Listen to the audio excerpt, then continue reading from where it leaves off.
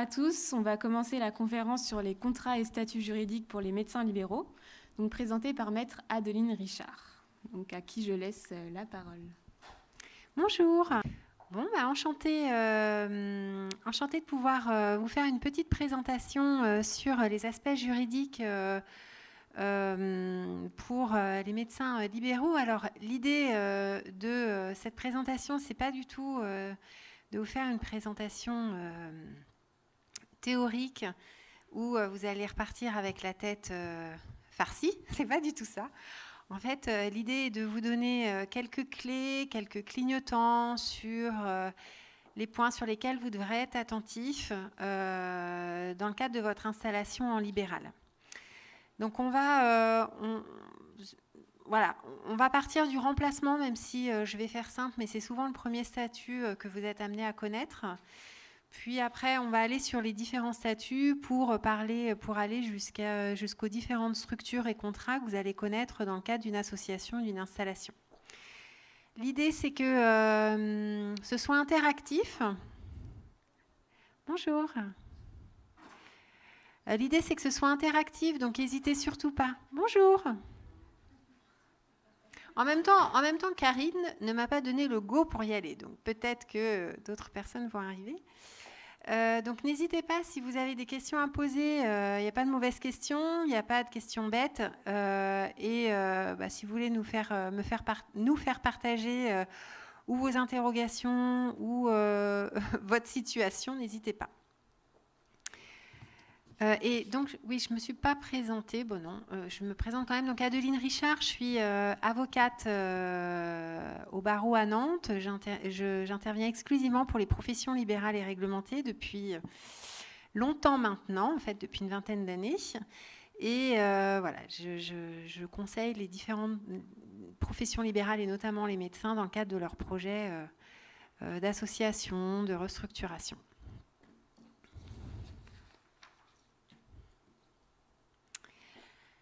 Donc, comme je vous le disais, en général, quand on se lance dans l'activité libérale, un premier statut qu'on est amené à connaître, c'est le remplacement.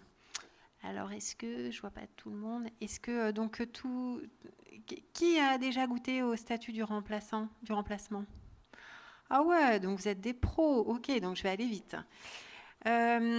L'idée, c'est de vous apporter juste quelques points sur ce que vous ne devez pas oublier dans le cadre d'un remplacement, tout en sachant que dans le contrat de remplacement, en fait, quand vous commencez à être remplaçant, vous avez ce contrat de remplacement qui vous est proposé par le Conseil de l'Ordre, et il est plutôt bien fait, et ça vous permet d'avoir un cadre juridique pour faire ce remplacement. Donc le but du remplacement, quand vous êtes remplaçant, c'est vous remplacer quelqu'un qui n'est pas là. Donc qui soit est en vacances, qui est malade, qui est parti en formation. Bon, selon les départements, en fait, vous pouvez être aussi également par dérogation à faire, ça l'intéresse, c'est bien, à faire du remplacement régulier. Bon, ça, c'est une autorisation qui vous est éventuellement accordée par le Conseil de l'Ordre de dire tous les jeudis, tous les vendredis, vous viendrez remplacer au cabinet. Alors, quelques petites choses simples. Bien évidemment, je remplace quelqu'un de la même spécialité. Bon, la question ne se pose pas, mais il faut quand même le dire. Il faut que j'ai une licence de remplacement, que je sois thésée. Le contrat écrit est obligatoire. J'insiste, c'est-à-dire que vous allez remplacer. Allez, c'est comme ça, on ne signe pas le contrat. Non, le contrat est obligatoire et doit être transmis au Conseil de l'Ordre. Et il faut savoir que celui qui est remplacé ne doit exercer aucune activité libérale pendant le remplacement. Bien évidemment, s'agissant de vous qui allez être amené à faire du remplacement, vous devez être assuré et vous devez être inscrit à l'URSSAF. Donc ceux qui n'ont jamais fait de remplacement, qui n'ont jamais fait de libéral, il faut s'inscrire à l'URSSAF, obtenir un numéro SIRET et à partir de là, ce numéro SIRET vaudra pour vos différents remplacements que vous serez amené à faire. il faudra communiquer au Conseil de l'Ordre votre attestation d'assurance et votre justificatif d'inscription à l'URSSAF. Quoi dire de plus ? Avant de signer votre contrat de remplacement, il faudra donc négocier le pourcentage de rétrocession que vous aurez de la part du remplacé. Donc ça, c'est aussi, il y a des usages dans votre profession selon les disciplines, selon les spécialités. On n'a pas le même pourcentage de rétrocession selon qu'on exerce en médecine générale ou dans une activité autre, dans une spécialité autre. Donc ça, c'est à négocier et bien évidemment, il faut l'écrire dans le contrat, parce qu'autrement, ça peut être source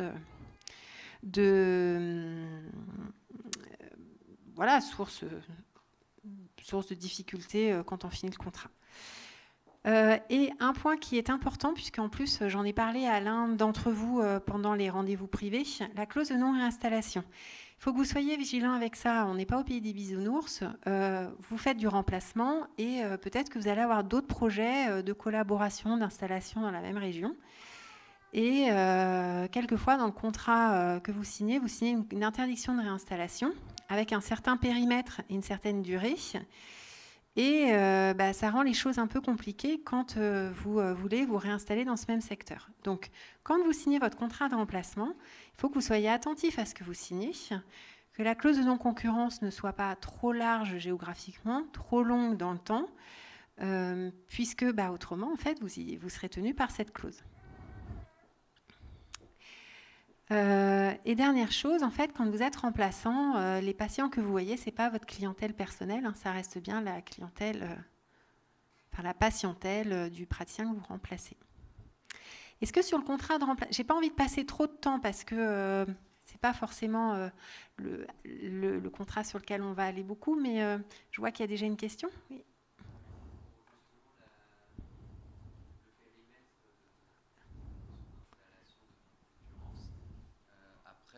Le remplacé peut aussi écrire à l'ordre pour justement annuler cette clause et dire qu'il est OK pour qu'il y renonce.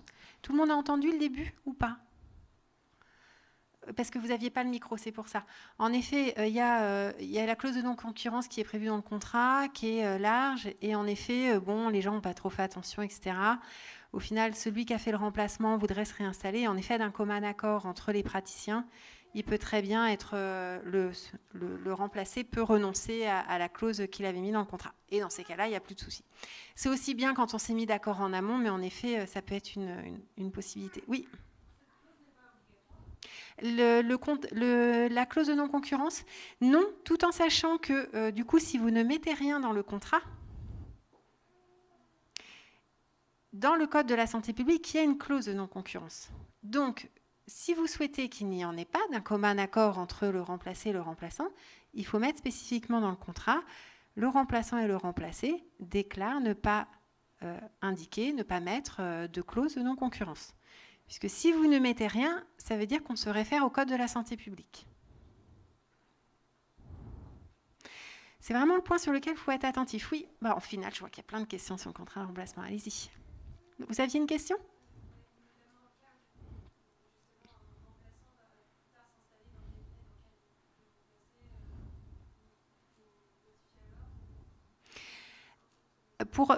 Pareil, au sujet de la clause de non-concurrence, non ? Alors, en fait, s'il y avait une clause de non-concurrence qui était mise dans le contrat parce que c'était souhaité, voilà, et que ce remplaçant s'installe dans le cabinet, au final, il n'y a plus de sujet, puisque les praticiens au sein du cabinet, du coup, sont d'accord. Donc, en fait, c'est plus un sujet. Oui ? J'avais pas compris. Non. Est-ce que j'ai répondu à votre question ? Ouais. Oui.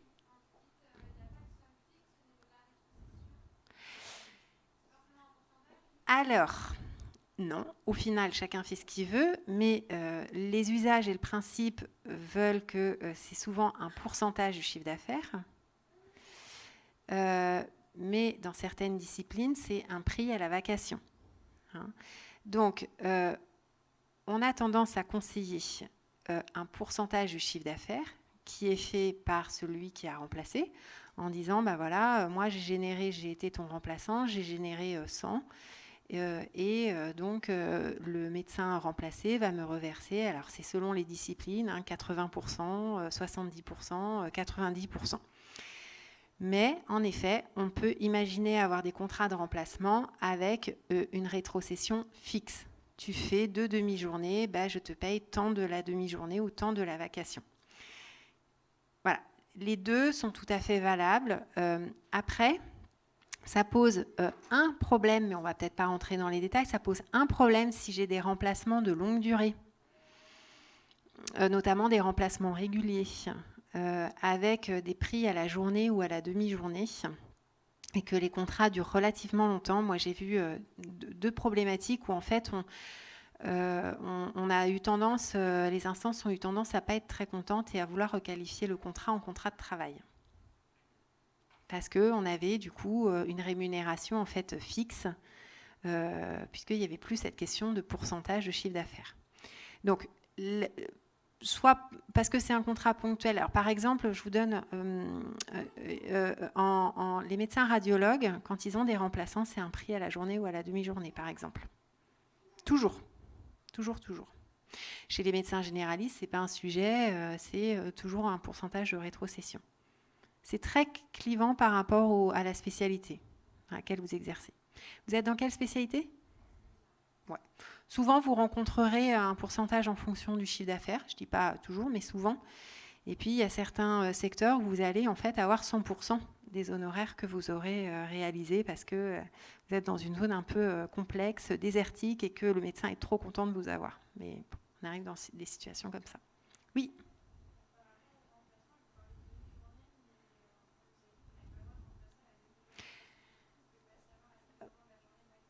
Le principe, c'est ça. Après, moi, j'ai eu ce problème-là sur des médecins en fait, qui m'avaient demandé de faire des contrats.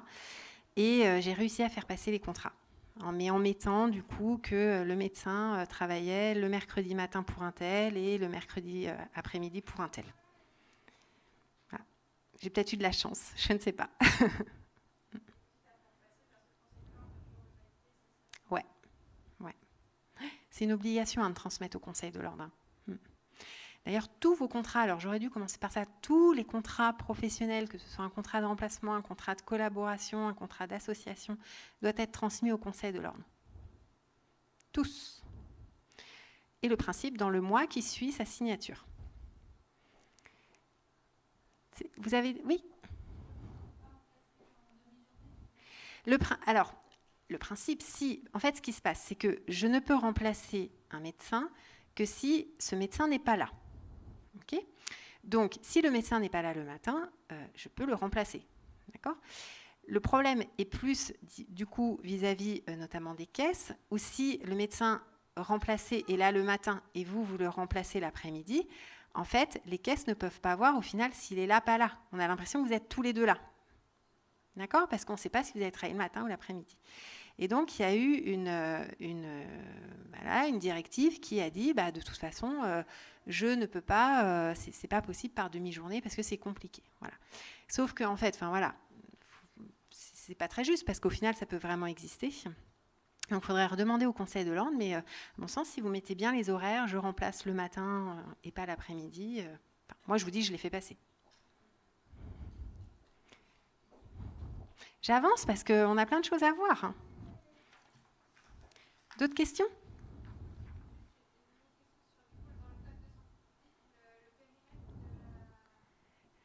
On me l'a posé tout à l'heure, je ne sais pas, je ne sais plus, mais je crois qu'il n'y a pas, il n'y a pas de périmètre.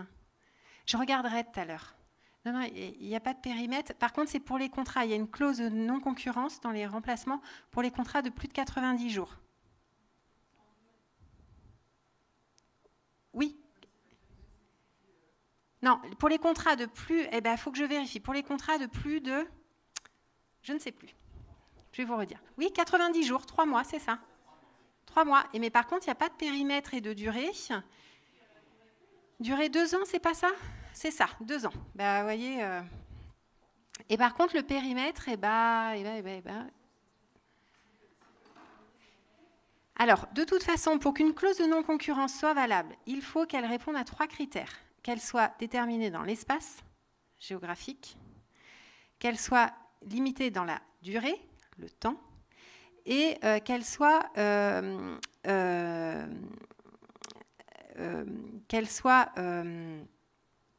en fait destinée à... en fait, qu'elle soit équitable et qu'elle ne soit pas, comment on dit, qu'elle permette de préserver les intérêts de chacun. C'est-à-dire qu'elle ne soit pas trop large, trop longue. Donc, en fait, vous êtes obligé de mettre une durée. La durée, c'est ça, c'est 2 ans dans le Code de la santé publique. Le périmètre géographique, vous êtes obligé de le mettre. Alors, selon que je suis dans Nantes, je ne vais pas mettre un périmètre de 30 km à la ronde, mais je vais mettre un quartier. Si je suis en campagne, bon, pour un médecin généraliste, même 30 km à la ronde, c'est beaucoup trop large. En revanche, un médecin spécialiste, ça peut tout à fait se justifier. Donc, il va falloir adapter le critère géographique par rapport à la spécificité de votre remplacement.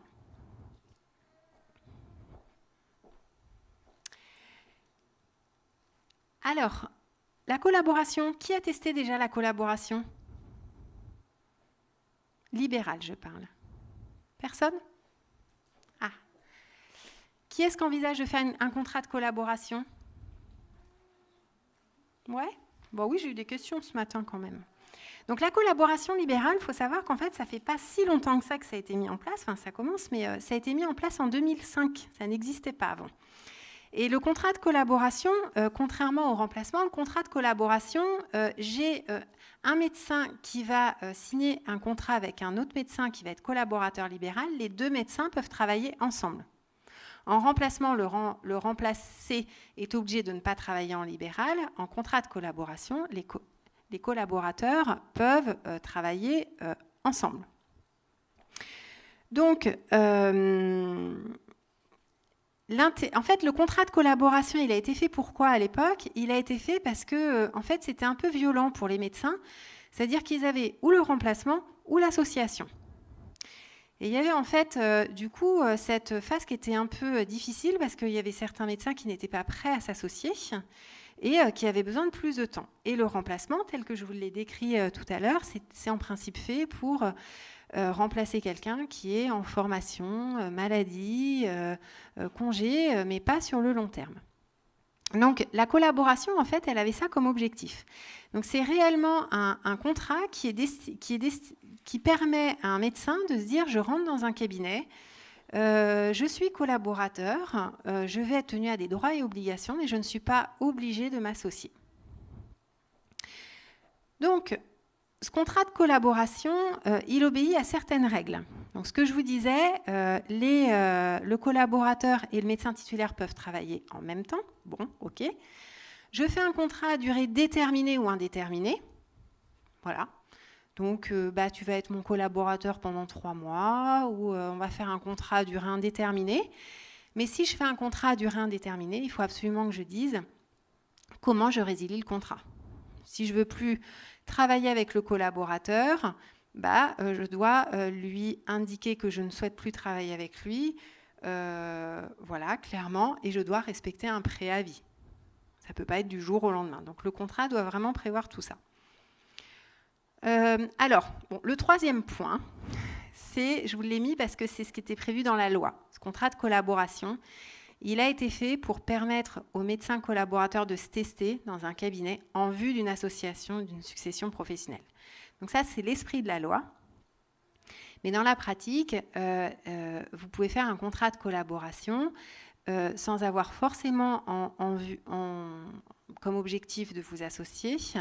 Et voilà, il n'y a aucun problème. Il y a des médecins qui resteront collaborateurs très longtemps ou qui feront plusieurs collaborations avant de se lancer ou qui resteront tout le temps collaborateurs.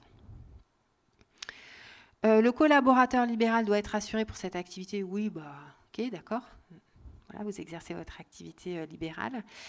Et en fait, vous pouvez avoir un collaborateur. Oui, je ne l'ai pas dit tout à l'heure, je reviens là-dessus. Si vous êtes remplaçant d'un médecin, en fait, vous prenez toujours le secteur du médecin, le secteur du médecin que vous remplacez. Si vous êtes médecin secteur 2 et que vous remplacez un médecin secteur 1, vous remplacerez du coup sous le secteur du médecin que vous remplacez. En collaboration, c'est diamétralement différent. Il faut comprendre que vis-à-vis des tiers, le médecin collaborateur, c'est comme un médecin installé. Si vous êtes secteur 1, vous exercez en secteur 1, même si vous collaborez avec un médecin secteur 2. Alors, si vous faites une collaboration au sein d'un cabinet, mais globalement, vous faites cette collaboration 2 jours par semaine, bah ça, pas de problème. Et vous pouvez très bien avoir une autre activité, un autre contrat de collaboration ailleurs. Vous pouvez être remplaçant ailleurs, vous pouvez avoir une activité à l'hôpital. Vous n'avez aucune limite. Bonjour, aucune limite sur ce sujet. En revanche, et ça, il faut bien le garder à l'esprit, ça peut être une limite pour vous, si demain vous êtes installé au sein du cabinet et que vous prenez un collaborateur, vous ne pouvez prendre qu'un seul collaborateur. Vous, en tant que collaborateur, vous pouvez être collaborateur dans un cabinet à Angers et dans un cabinet à, n'importe quoi, Beaugé. Voilà, 2 jours d'un côté et 2 jours de l'autre. Et en revanche, et ça, il n'y a aucun problème, en revanche, si demain vous êtes un médecin installé, vous ne pouvez pas avoir 2 collaborateurs avec vous.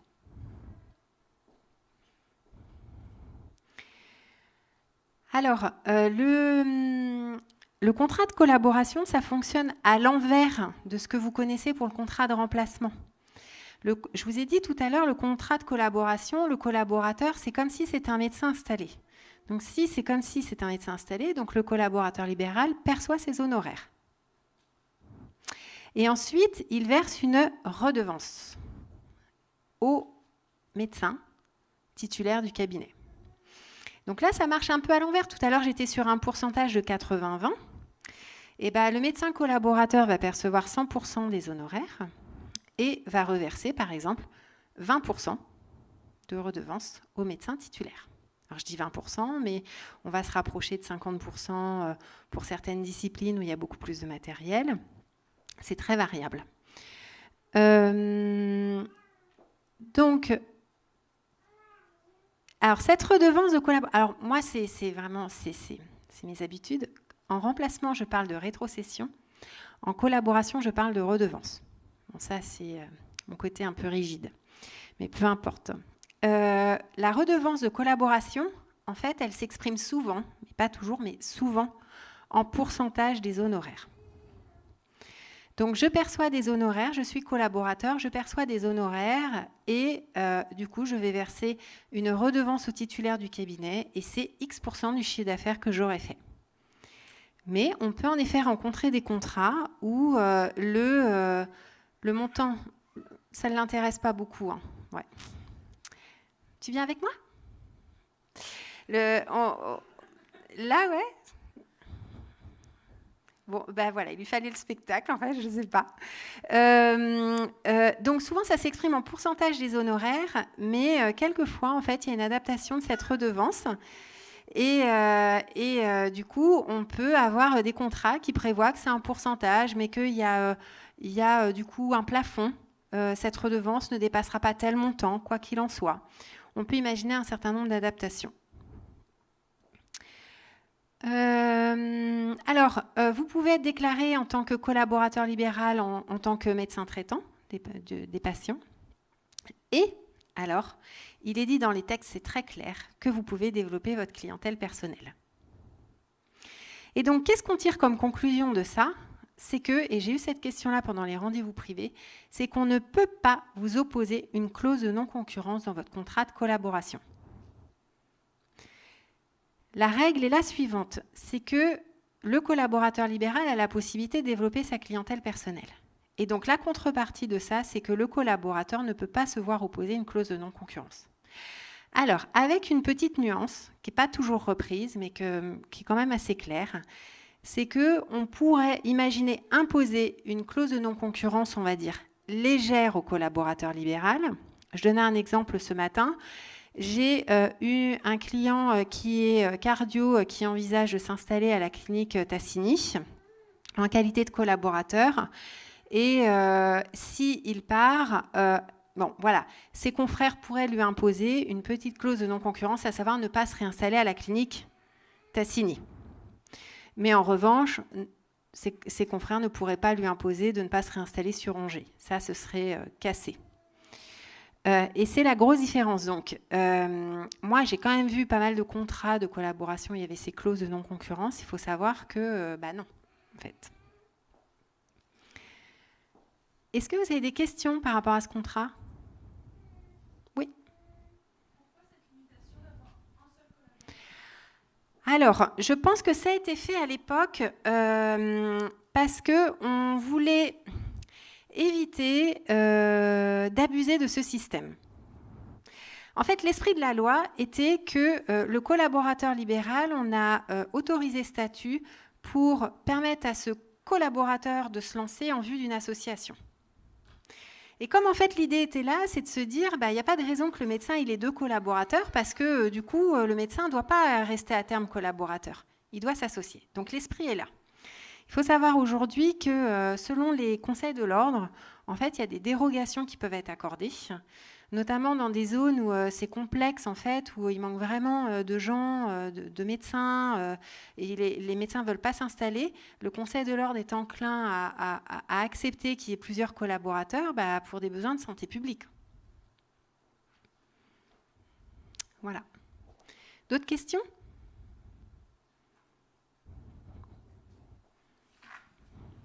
Vous savez tout. Alors, il y a un modèle de contrat de collaboration sur le site du Conseil de l'Ordre qui peut quand même vous donner une trame, enfin, qui peut vous donner une base, si vous voulez vous y référer, qui est plutôt bien fait. Je vais passer vite sur ça. Est-ce que vous connaissez l'assistanat ? Je vous en parle parce que, en fait, c'est de plus en plus courant. Globalement, c'est un statut, c'est pas un statut de remplaçant, c'est pas un statut de collaborateur, c'est un peu entre les deux. C'est en fait un contrat qui va permettre d'avoir un médecin qui vient aider un autre médecin, mais cet autre médecin n'est pas obligé d'être absent, comme dans le contrat de collaboration. Donc, ils vont pouvoir bosser tous les deux. Et en fait, c'est dans des cas un peu particuliers où j'ai des zones, des secteurs géographiques en tension. J'ai eu des départs massifs d'associés, de médecins, et je me retrouve, moi, médecin, dans une situation catastrophique. Et je ne peux pas tout assumer. Donc là, en fait, il faut savoir que le Conseil de l'Ordre est de plus en plus sollicité pour ça. Notamment, il y a eu beaucoup ça pendant le Covid. Où le Conseil de l'Ordre a été amené à autoriser ça. Alors, il faut savoir que vous ne faites pas ça comme ça, sans autorisation. Il faut solliciter le Conseil de l'Ordre, qui est plutôt à l'écoute quand il y a des demandes telles que celle-là. Et ça existe aussi beaucoup, même sorti du Covid, c'est moins la crise. Dans les zones touristiques aussi, on se dit, c'est bien beau, voilà, moi je ne vais pas partir en vacances pendant qu'un médecin va être là, mais il faut qu'on ait du renfort, donc souvent c'est ces contrats d'assistanat qui sont autorisés. Alors, bien évidemment, c'est des contrats un petit peu d'exception, donc avec un cadre très particulier, d'une durée très courte. C'est des contrats de 3 mois qui peuvent être renouvelables, mais c'est court. Donc, comme je vous dis que c'est entre le remplacement et la collaboration, bon, ça se rapproche plus de la collaboration parce qu'ils peuvent exercer ensemble, mais ça se rapproche plus du remplacement parce que l'assistant travaille sur les feuilles du titulaire du cabinet.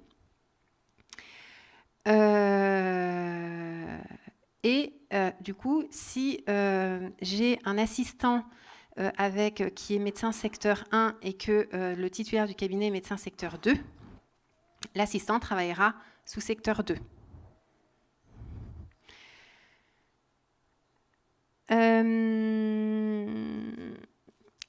Du coup, ça marche sous forme de redevance également ou de rétrocession. Et il n'y a pas de clause de non-réinstallation. Donc pensez-y, parce que ça peut être des situations où il y a un certain nombre de cas où ça peut quand même aider. Et j'avais un... non, mais c'était tout. Je croyais que j'avais un autre contrat, mais j'ai oublié de le mettre. Il y a le contrat aussi, je vous en parle juste 2 mots, c'est le contrat qui s'appelle le contrat d'adjuvat. C'est un médecin qui n'est pas thésé et qui viendrait également faire du remplacement. Donc là, on va parler, du coup, vous avez passé le cap du remplacement, vous avez passé le cap de la collaboration et vous envisagez de vous associer dans un cabinet de groupe. Ou pas de groupe d'ailleurs, j'ai plutôt mis un compte. Ce qu'on va voir de toute façon s'applique également pour partie si vous souhaitez vous installer tout seul. Alors moi déjà je voudrais savoir, je vous ai fait un beau schéma, je voudrais savoir si les bulles là qu'il y a, ça vous parle ou ça ne vous parle pas. Est-ce qu'il y a des notions, est-ce qu'il y a des gens qui ont entendu parler par exemple d'une, je vais commencer, d'une SCM? Ouais.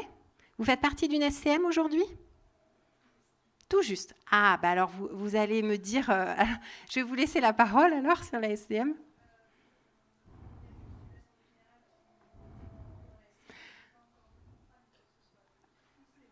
Ah, d'accord. Donc je vais pouvoir vous apporter des choses, ok. D'autres personnes qui ont SCM, qui a entendu parler des SCI?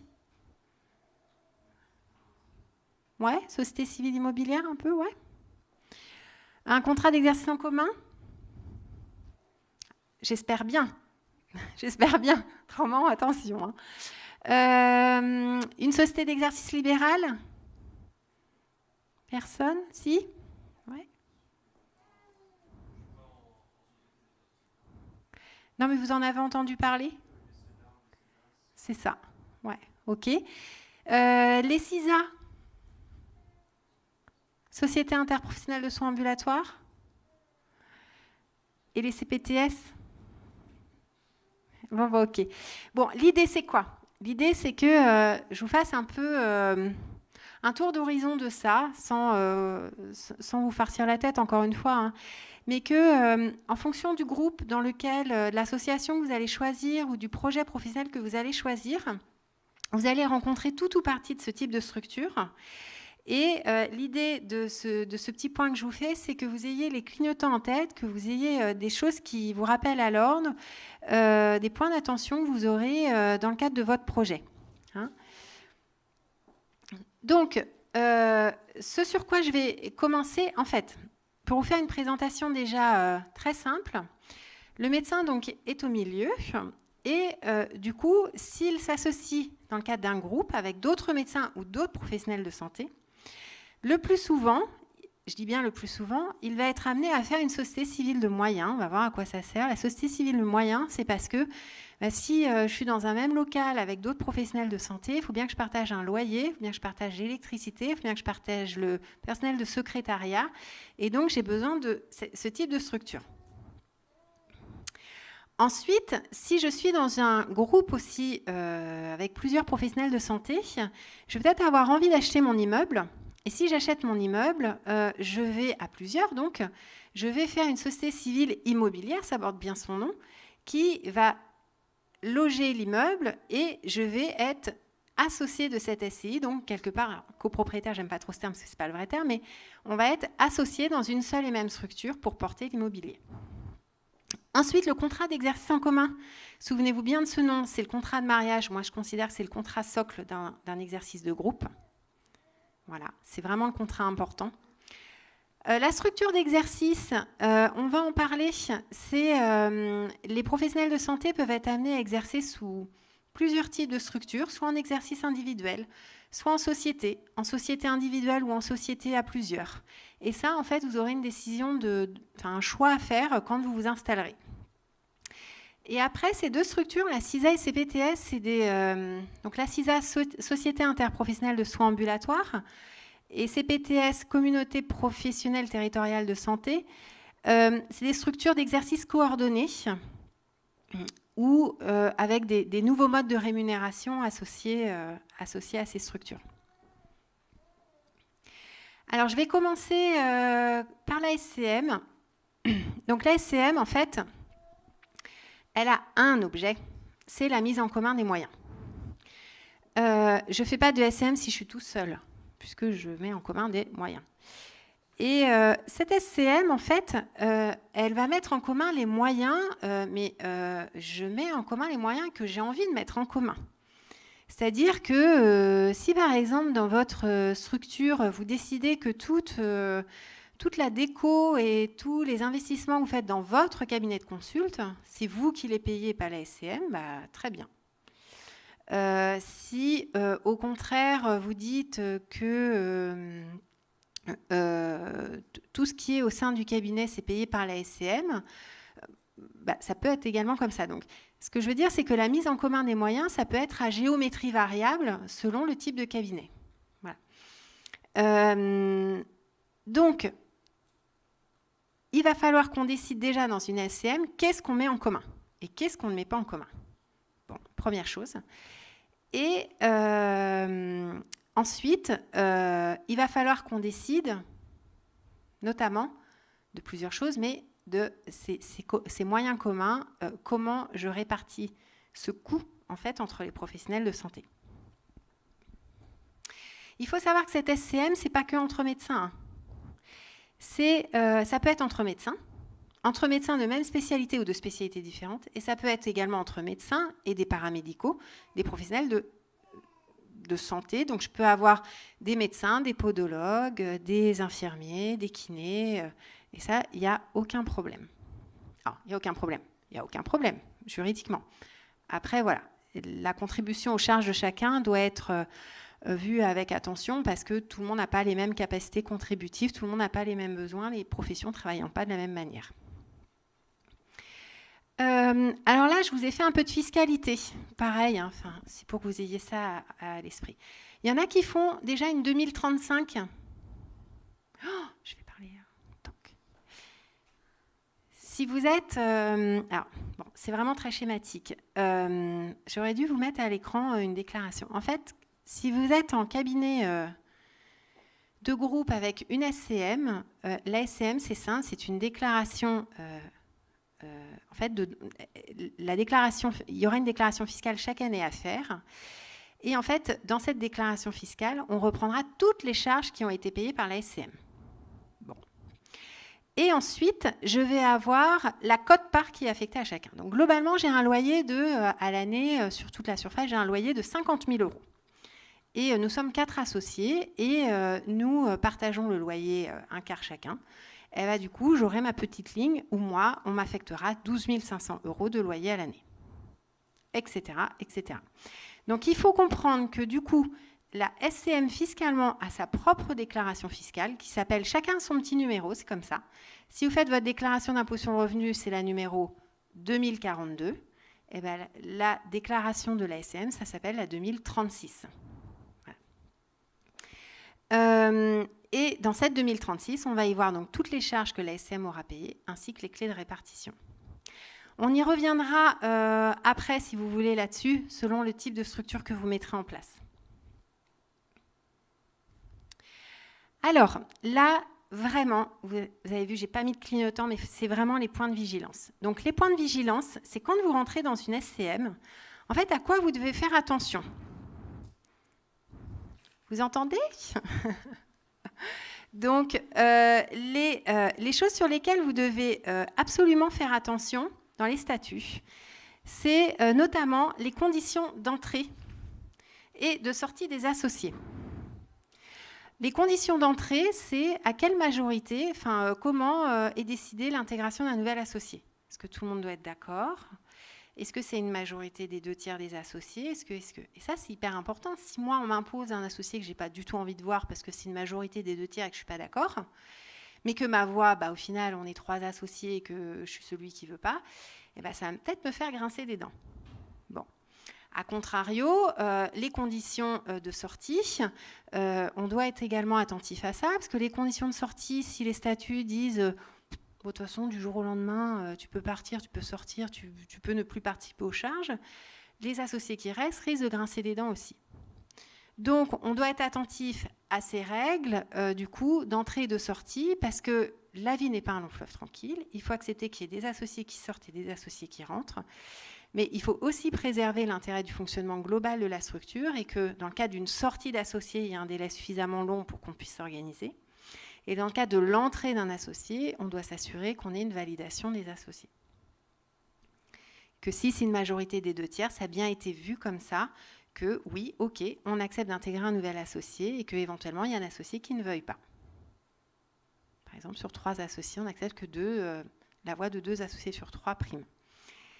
Et surtout, en fait, autre chose sur laquelle vous devez être très attentif, c'est qu'est-ce qu'on doit décider ensemble, qu'est-ce que chaque associé peut décider tout seul. Bon, bah alors moi, je suis responsable de gérer les salariés de la SCM. Okay. Et ben moi, cette année, j'ai décidé de les augmenter de 3%. Et je ne demande pas forcément l'aval à mes autres associés, parce que c'est moi qui m'occupe des RH. Je pense que tout le monde ne va pas être d'accord. Donc, c'est bien dans les statuts d'évoquer les décisions qui doivent être prises collectivement. Voilà, alors je vous donne quelques exemples. L'embauche de nouveaux salariés, l'augmentation des salariés, ça peut être la souscription d'un bail, ça peut être des achats. Il y a peut-être un certain nombre de choses que vous devez décider collectivement et qu'il n'y ait pas un associé qui peut le décider pour tout le monde. Ça va être dans les statuts. Et à côté des statuts, je vais avoir un contrat qui est très important, c'est le règlement intérieur. Le règlement intérieur, en soi, il n'est pas très compliqué. Par contre, il faut qu'il soit bien fait. Le règlement intérieur, il va indiquer toutes les charges qui sont payées par la SCM. Les salariés, le bail, l'électricité, le chauffage, la collecte des déchets, bon, tout ça. Okay. Et surtout, en fait, il va indiquer de quelle manière je répartis les charges entre les associés. Si c'est à égalité, bah, très bien, ok. Mais ça peut être aussi en fonction du nombre de jours de chacun. Ça peut être en fonction du temps d'activité de chacun. Ça peut être pour partie à égalité, pour partie en fonction du temps d'activité. Et ça, quand il y a des soucis dans les SCM, c'est ça. En fait, les soucis, hein. Faut se leurrer, c'est ça. Et un point très important qu'on voit quasiment jamais, qui doit être traité dans le règlement intérieur de la SCM, c'est que se passe-t-il quand j'ai un associé qui s'en va sur la répartition des charges? Je vous donne un exemple. On s'est installés tous les 3. On a du personnel salarié, secrétariat qui travaille, j'en ai 2, mais qui font 45 heures par semaine, parce que j'ai besoin de ça pour 3. Et j'ai un des associés qui s'en va. Ah ben oui, mais à 2, on n'a plus besoin de 45 heures. Donc, il va falloir éventuellement qu'on licencie ou si une des salariés ne veut pas partir. Bon. Et donc, en fait, qui paye si je dois licencier une salariée? Qui paye? Et là, en fait, le fait d'avoir des règles dans le règlement intérieur qui dit bien que celui qui s'en va doit aussi contribuer au paiement de ces charges un peu lourdes de résiliation de contrat, c'est important.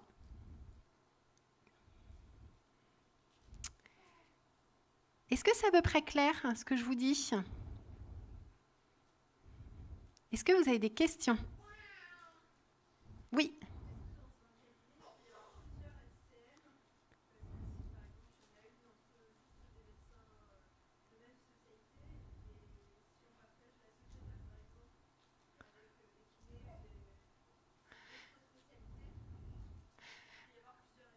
Alors, il peut y avoir en effet autant d'SCM que vous voulez. Et vous pouvez être associé d'autant d'SCM que vous voulez. Sans parler même il y a votre exemple, mais il y a aussi le fait, moi j'ai une SCM parce que je suis associée au sein d'un cabinet, et puis à côté de ça, je vais en clinique faire une spécialité particulière sur un appareil particulier, et donc j'adhère aussi à une SCM particulière. Mais au sein de votre structure, vous pouvez très bien avoir une SCM pour partager le pôle de secrétariat avec que les médecins, et à côté de ça, avoir une autre SCM avec les kinés. Alors, il y a aussi une autre manière de faire, parce que multiplier les SCM, ça veut dire multiplier des frais comptables, juridiques, etc., qui peuvent être un peu lourds aussi. Donc, il y a cette possibilité de faire en effet plusieurs SCM, comme il y a également la possibilité de faire une seule SCM avec des clés particulières. Bon, dans la SCM, nous avons mis le secrétariat, mais le secrétariat est affecté uniquement aux médecins, par exemple. On a deux possibilités de faire. D'autres questions? Oui.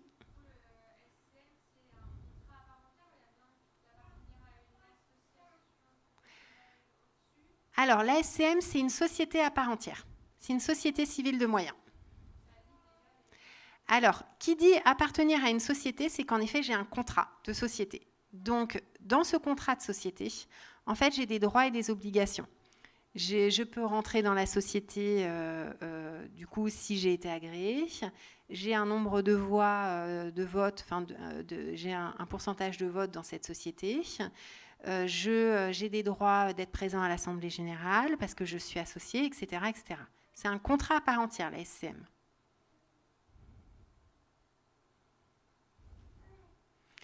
D'autres questions?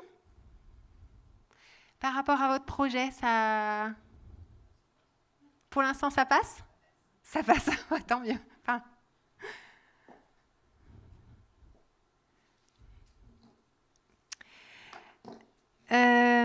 Ensuite, en fait, il est 4h30. On a démarré à quelle heure? Ah, on a démarré il y a 1 heure, d'accord.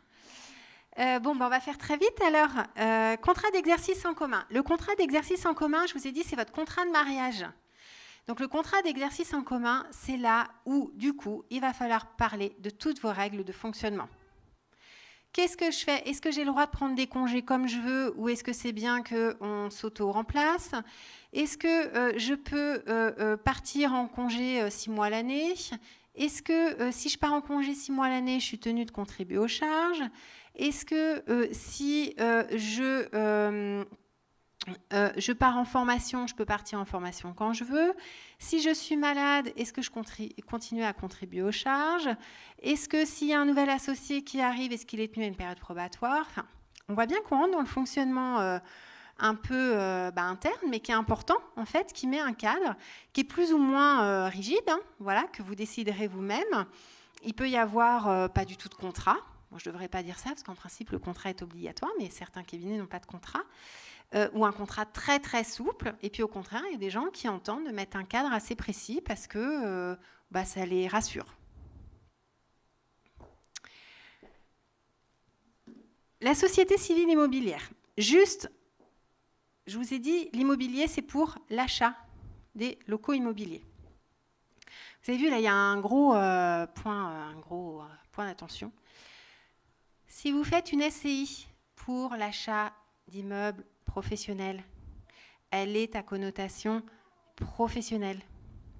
Donc posez-vous la question, est-ce que vous aimeriez avoir dans votre SCI professionnel des anciens associés qui ne sont plus professionnels? Si ça ne vous pose pas de problème, il n'y a pas de problème. Si ça vous pose un problème de vous dire que vous pouvez avoir des anciens professionnels dans votre SCI qui ne sont plus des professionnels, dans ces cas-là, il faut que les statuts de votre SCI prévoient des clauses particulières. La SCI, en fait, elle va détenir un immeuble. Donc, potentiellement, si vous êtes associé de cette SCI, demain, si vous revendez, vous avez capitalisé sur cet immeuble. Donc, si votre immeuble il vaut 400 000 € et qu'il n'y a plus d'emprunt et que vous détenez un quart, vous avez donc une valeur de part de SCI de 100 000 €. Bon, et donc, vous revendrez vos parts de SCI le jour où vous n'aurez plus d'activité, donc au profit d'un nouveau professionnel. Bon. Mais si, en fait, vous continuez en fait, à être associé alors que vous n'êtes plus associé professionnel, la SCI qui est propriétaire, si les gens qui sont associés ne sont plus professionnels, vont peut-être pas avoir envie de faire le ravalement de façade, vont peut-être pas avoir envie de faire des travaux, voilà, parce que ça va leur enlever des revenus. Que si vous êtes associé professionnel, vous allez être enclin à avoir un local sympa, à rénover régulièrement, etc., dont la peinture est refaite, rafraîchie, etc., parce que, en fait, vous acceptez d'entretenir votre local. Donc, il y a vraiment une seule question que vous devez vous poser. Est-ce que ça vous gêne demain que dans une SCI, il y ait des professionnels qui ne soient plus en exercice? Si c'est le cas, il faut vraiment que vos statuts prévoient des choses particulières, d'obliger en fait quelque part le professionnel qui n'y est plus à sortir le jour où il n'est plus en activité.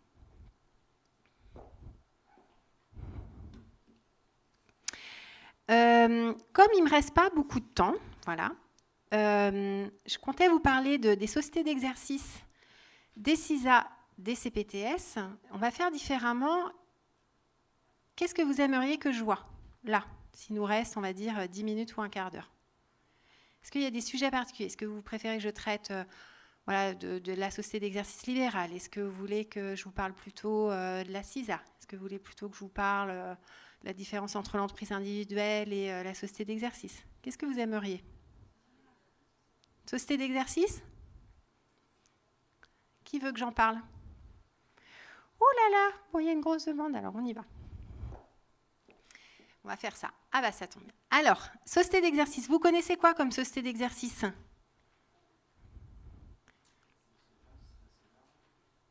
CELAS, c'est l'ARL. Ouais. Et qu'est-ce que ça veut dire, CELARL et CELAS?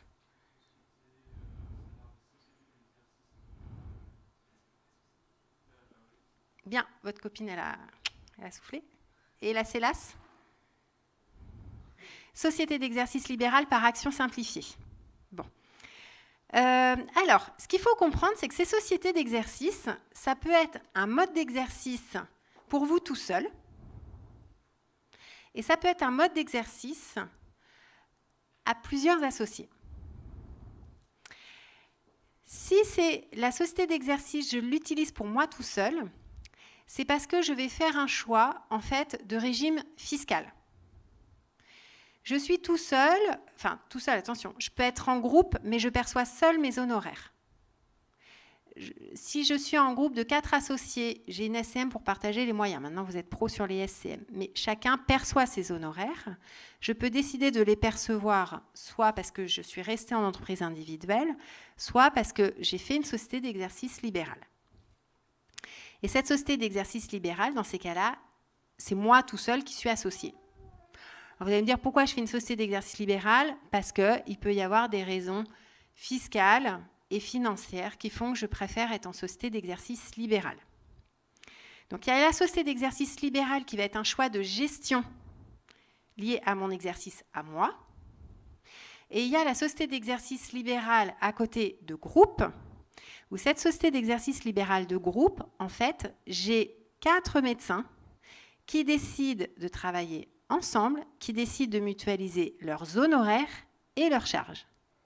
Donc les honoraires liés à toutes les consultations et les actes qu'ils vont faire vont tomber sur un seul et même compte. Ils vont avoir leurs charges de fonctionnement et à la fin, je vais avoir un résultat qui se répartisse. Donc c'est en fait la même structure juridique, mais qui va être appliquée soit à moi individuellement, parce que ça va être mon outil juridique et fiscal, soit en fait, c'est un outil juridique qui est utilisé pour une mutualisation des honoraires dans une structure de groupe. Et en fait, forcément, je vais être plus attentif à mettre des règles de fonctionnement, de partage des honoraires, etc. Donc, si je parle de cette société d'exercice individuelle, moi tout seul, c'est parce qu'à un moment donné, je vais m'être posé la question, c'est je m'installe, comment je choisis mon type de structure que je veux mettre en place. J'ai 2 choix, en fait. Soit je me mets en entreprise individuelle et je suis BNC. Ça parle à tout le monde, BNC? Voilà. Soit je me mets en société d'exercice libéral et là, je suis en société. La différence, c'est quoi? C'est pour faire très simple, on pourrait passer la soirée en entreprise individuelle. Ce qui se passe, c'est que fiscalement, j'ai des recettes, 100 000 par an. J'ai des dépenses, 50 000. Donc, mon résultat, il est de... Bien. Et donc, ce résultat, que je le prenne dans ma poche ou pas, que je le laisse sur le compte de mon compte professionnel ou pas, mais ces 50 000 €, c'est sur cette somme-là que je vais payer mon impôt sur le revenu et mes cotisations sociales. Point. On pourrait s'arrêter là. Donc, quelquefois, en fait, les gens disent « Super, je paye de l'impôt sur une somme que je ne perçois pas. En plus, je ne peux pas piloter, ça fait ça selon les années. J'ai fait une grosse année, donc je fais une grosse année, je paye beaucoup d'impôts. Donc, l'année suivante, il faut que je travaille beaucoup, etc. etc. C'est le cercle vicieux puisque, en fait, la somme que j'ai en résultat, c'est que je le prenne ou que je ne le prenne pas, je suis fiscalisée dessus. Donc, quand j'ai une activité plutôt linéaire, bon, globalement, ça ne bouge pas beaucoup, ça va. Quand j'ai une activité qui peut, j'ai eu des périodes d'interruption, par exemple, j'ai des années où il y a eu le Covid, et il y a des années où j'ai travaillé beaucoup plus, etc., où j'ai fait beaucoup plus de chirurgie pour les spécialistes. Et en fait, ça peut beaucoup varier. Et là, ça peut être vite problématique. Et il y a donc des médecins qui disent, au bout d'un moment, je vais faire une société d'exercice libéral. La société d'exercice libéral, si je reprends mon exemple, je fais 100 000 de chiffre d'affaires. j'ai toujours mes 50 000 de charges. Il ne faut pas rêver. Hein. Enfin, j'ai toujours les mêmes charges du cabinet. Hein. Donc, et moi, je me prends... Alors, c'est des petits chiffres que j'ai donnés. Je prends, par exemple, 30 000 de rémunération. Ça rentre dans mes charges. 100 000 moins 80 000. 100 000 moins 50 moins 30. Ça fait donc 20. J'ai un résultat de 20 000. Ce résultat de 20 000, je vais payer un impôt qui s'appelle l'impôt sur les sociétés. Je n'ai pas ma calculatrice. Donc, bon, là, en l'occurrence, ce serait 15%. S'il y en a qui sont très bons en maths, qui me fassent 20 000 fois 15%, ça va faire 3 000. C'est ça. Donc, 20 000 moins 3 000, ça fait 17 000. J'ai un résultat de 17 000. Et c'est là où, si vous voulez, en SEL, ces 17 000, j'ai le choix entre dire je les laisse dans la société. Parce que du coup, cette année, je n'ai pas besoin de plus de 30 000 de rémunération. J'ai pris mes 30 000. Hein. Je les laisse parce que l'année prochaine, j'ai décidé de moins travailler, parce que l'année prochaine, j'ai plus d'investissement, parce que ci, parce que ça. Et si je les laisse dans la société, ces 17 000, je ne paye pas d'impôt sur le revenu et je ne paye pas de cotisation sociale. Et en fait, là, c'est juste pour vous démontrer que dans la SEL, je peux piloter mes revenus et mon imposition. C'est ça, en fait, ce qu'il faut garder à l'esprit. Donc, par contre, il y a un principe très simple. C'est que si dans mon exemple, tous les ans, vous avez besoin de vos 50 000 pour votre train de vie perso, vous n'avez absolument pas besoin d'SEL. Parce qu'en fait, tant qu'on consomme tout le résultat, parce que, à un moment donné, j'ai besoin de 50 000 par an pour vivre et que donc, voilà, y a pas de, je vais pas mettre en réserve, vous n'avez pas besoin, enfin, au moins pour ces raisons-là, vous n'avez pas besoin de société d'exercice libéral. Les gens qui passent en société d'exercice libéral, le plus souvent, je ne dis pas toujours, mais le plus souvent, c'est parce qu'ils veulent maîtriser leurs revenus, pouvoir lisser leurs revenus, arrêter de faire le yo-yo et pouvoir anticiper et savoir à l'avance l'impôt sur le revenu, les cotisations sans avoir l'effet yo-yo. Oui. Les droits de retraite. Ah non. Les cotisations que vous payez, c'est sur la rémunération que vous prenez. Et éventuellement les dividendes que vous percevez. Non, en fait, vous cotisez à la retraite sur les sommes que vous percevez dans votre poche à titre perso. Est-ce que c'est à peu près compris ? Alors, vous voyez, démonstration en 5 minutes, hein, mais encore une fois, je pourrais le faire en 3 heures. Et la différence entre les CELARL et les CELAS, puisque vous en avez parlé, c'est une société d'exercice, hein. Ok, d'accord, donc bon, très bien. Et en effet, la société d'exercice, c'est le mot générique, et à l'intérieur, j'ai des sous-catégories. Et donc, je peux opter pour une CELARL, société d'exercice libéral à responsabilité limitée, ou une CELAS, société d'exercice libéral par action simplifiée. Si vous êtes tout seul à faire votre société, vous oubliez, il n'y a pas de différence dans le régime social. Tout ce que on vous a dit, vous l'oubliez. Je ne sais plus à qui. C'est à vous que je l'ai dit tout à l'heure. Non, ce n'est pas à vous. Je l'ai dit à plusieurs personnes qui sont venues me voir. En fait, aujourd'hui, la CELARL, c'est une déclinaison de la SARL pour les commerçants et les artisans. La CELAS, c'est une déclinaison de la SAS pour les commerçants et artisans.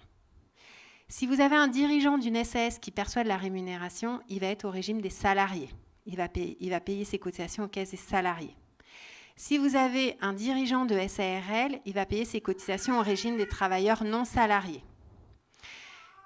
Mais ça ne marche pas comme ça en CELARL et en CELAS. Vous, que vous soyez dans l'une ou l'autre des structures, vos cotisations sociales liées à votre activité de médecin, vous les paierez aux caisses des travailleurs non salariés. Donc c'est une exception, c'est-à-dire qu'en fait, je ne peux absolument pas dupliquer le fonctionnement des artisans, des commerçants et des industriels par rapport à vous. C'est que peu importe la structure que vous mettrez en place, CELARL ou CELAS, vous dépendrez toujours pour votre rémunération de médecin des caisses des travailleurs non salariés, donc URSSAF, CAMP et compagnie. Un petit mot, du coup, les sociétés d'exercice de groupe.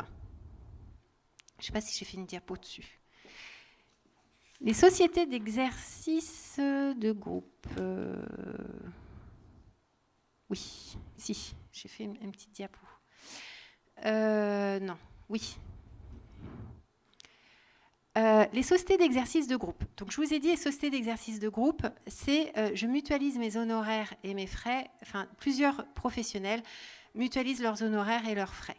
Et là, en fait, il va falloir être attentif à bien définir les règles. C'est quoi les clés de répartition du résultat ? Qui a la qualité pour être associé ? Et là, alors je rebondis sur ce que vous disiez, sur la qualité de la CELAS, c'est que l'intérêt de faire une société d'exercice libérale par action simplifiée, si je suis plusieurs associés, vous l'avez compris, ce n'est pas sur le régime social. Je vous ai dit que ça n'avait aucun intérêt.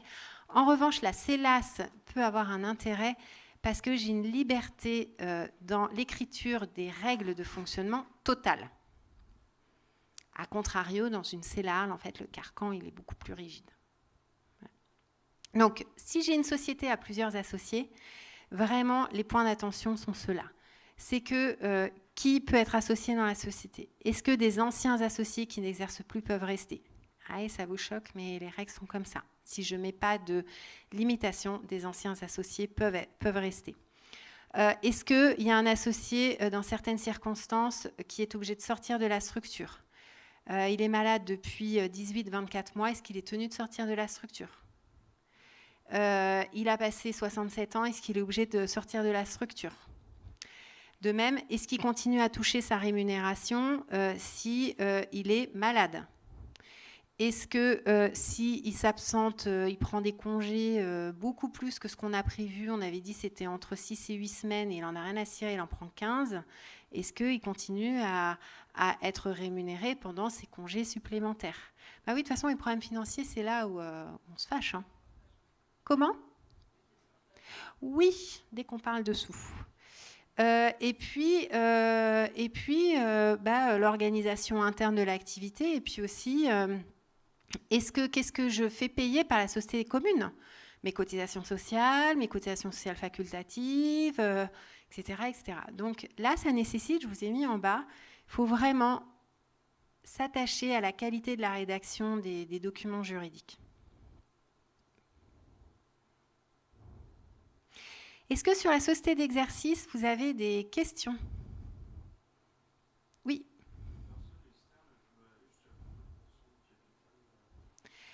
Une personne externe, c'est-à-dire qui n'est pas médecin, 25%. Enfin, moins de 25%. Alors, je me permets juste, ça c'est juste pour les médecins. Parce que vous ne dupliquez pas, par exemple, pour les dentistes. Hein. Voilà, où là c'est 0. Ouais, c'est ça.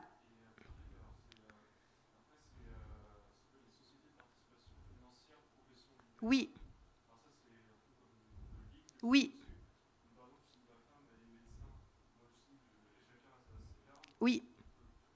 Oui. Oui. Remonter. Alors ça, il faudrait qu'on fasse un niveau 2 des contrats. Voilà. Non mais oui, c'est vrai, parce que j'avais pas prévu d'en parler, parce que sur 1 heure, en plus, j'ai passé beaucoup de temps sur... Donc en effet, alors ce qu'on appelle la SPFPL, ça c'est pour votre culture perso. Société de participation financière et de profession libérale. Ça, c'est une société holding, hein, c'est un nom barbare pour désigner une société holding, tout simplement, qui en fait, en effet, peut avoir différentes utilités, et notamment un schéma tel que vous dites, ma femme, elle a sa SEL, moi j'ai la mienne, chacun exerce dans son cabinet, mais du coup, on raccroche les wagons avec une société holding au-dessus. Bon, c'est des schémas qui sont assez habituels maintenant, mais ça porte forcément le nom d'une SPFPL. Oui, c'est ça. C'est ça. Alors, oui et non. Hein. Tous les dividendes que vous percevez à titre perso, de toute façon, par la porte ou par la fenêtre, vous êtes soumis à cotisation. Ouais. Même via une SPFPL. D'autres questions ? Ouais.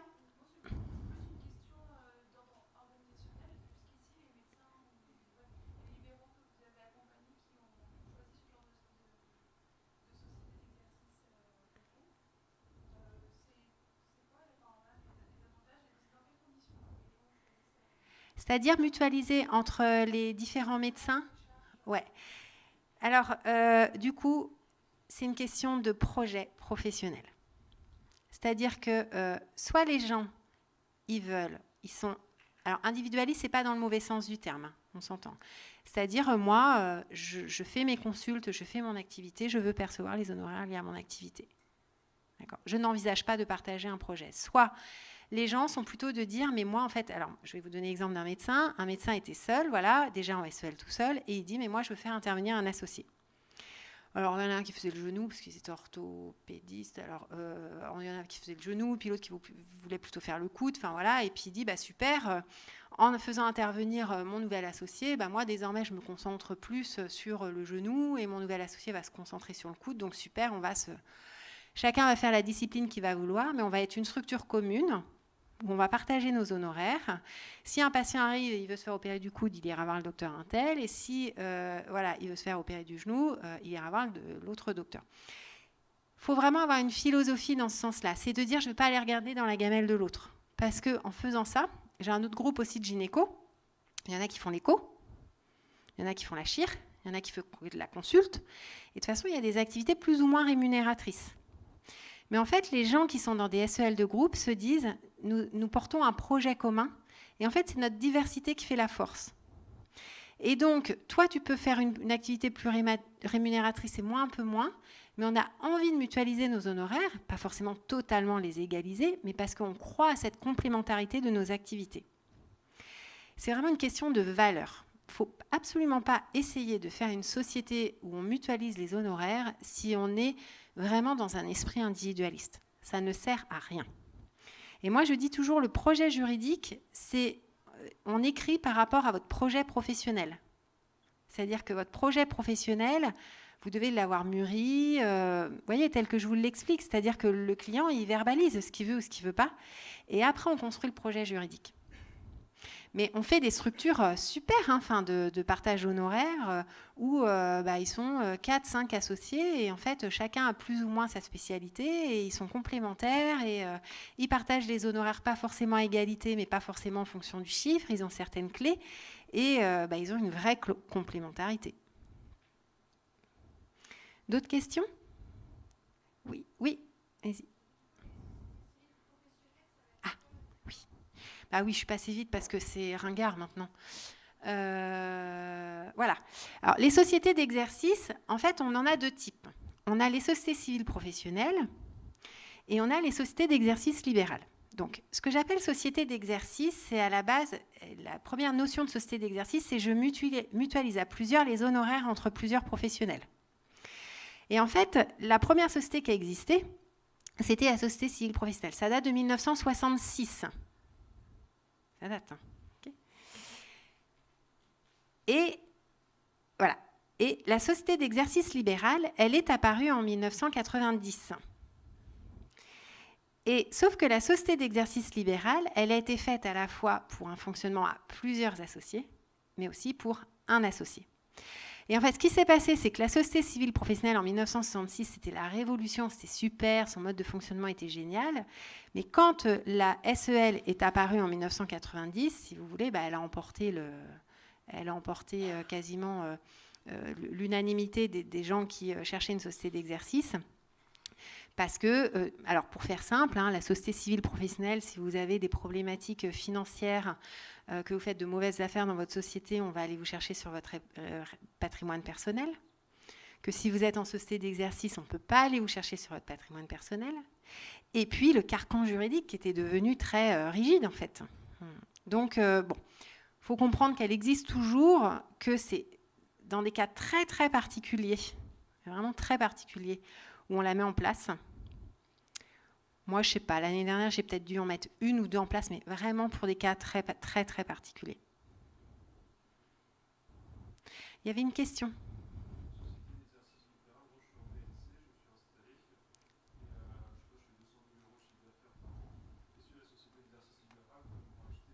Oui. Alors ça, c'est pareil, il faudrait faire un niveau 2. Monsieur dit, moi je suis en entreprise individuelle. Et puis en fait, c'est bon, j'en ai marre d'être en entreprise individuelle, je vais passer en société d'exercice libéral. Donc monsieur dit, comment je fais pour passer ? Donc moi, entreprise individuelle, j'ai ma valeur de clientèle. Je vais la vendre à ma SEL que j'ai constituée pour moi tout seul éventuellement, pour un certain prix. Ma société d'exercice libéral va acheter, va faire un prêt, va payer le prix à moi perso. Et donc ça, c'est des schémas qui sont assez courants. Où à un moment donné, je me suis installée à un moment donné en entreprise individuelle, j'en peux plus, pour différentes raisons. Je veux passer en société d'exercice libéral, j'en profite pour céder ma patientèle, faire un prêt, récupérer du cash, et puis du coup me désendetter à titre perso ou faire autre chose.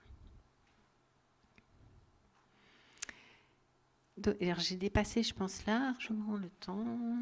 Notre événement va bientôt fermer ses portes. Bah oui. Voilà, donc on va arrêter, de toute façon. Si vous avez d'autres questions, n'hésitez pas à contacter l'adresse contact de l'URML ou Maître Adeline Richard si besoin. Je vous remercie de votre attention parce qu'en plus, en fin de journée, je m'étais dit, oh là là, ça va être compliqué, mais merci de votre attention. Puis je suis désolée de ne pas avoir pu tout voir. Mais bon. Merci à tous.